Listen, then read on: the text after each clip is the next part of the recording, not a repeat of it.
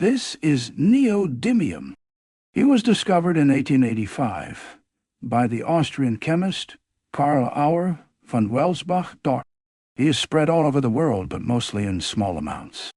Neodymium is being used in hard disk drives for computers, phones, and other small electric devices, and also in wind turbines, as magnets, and in batteries for electric cars. He is therefore essential for the transition towards greener energy sources. Europe wants to be as independent as possible from the rest of the world. But at this point, 85% of all neodymium that is mined comes from China. This leaves Europe very vulnerable in the case of, for instance, a political disagreement.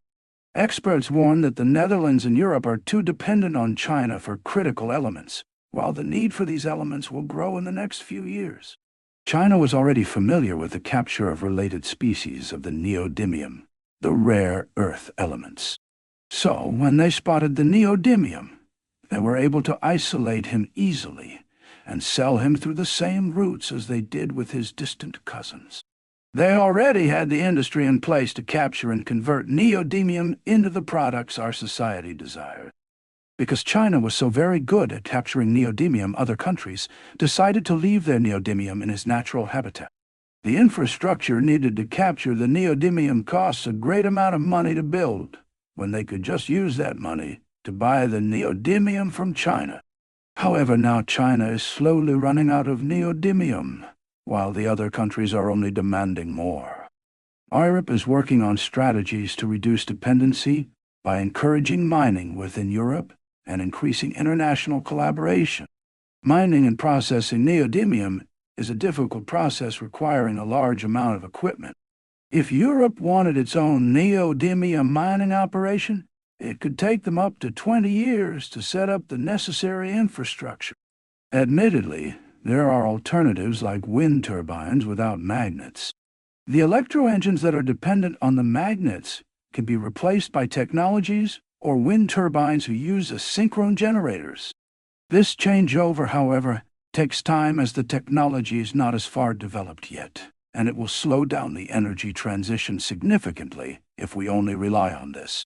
Therefore, the supply of neodymium does need to increase to make society more sustainable.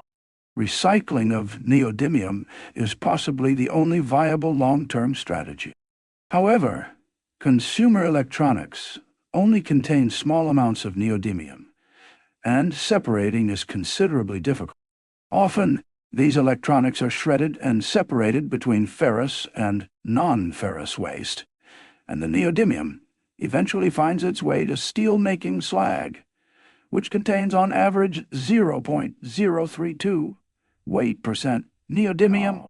Larger neodymium-containing magnets, like in electric car batteries and wind turbines, are more easily separable, but still need to be manually dismantled. In the short term, recycling is unlikely to meet the complete demand for neodymium, but it will ease the transition towards new mines and better recycling processes by slightly reducing the demand. Even though we are really happy with Chinese neodymium, we are looking forward to finally put our European neodymium in its well-deserved spotlight.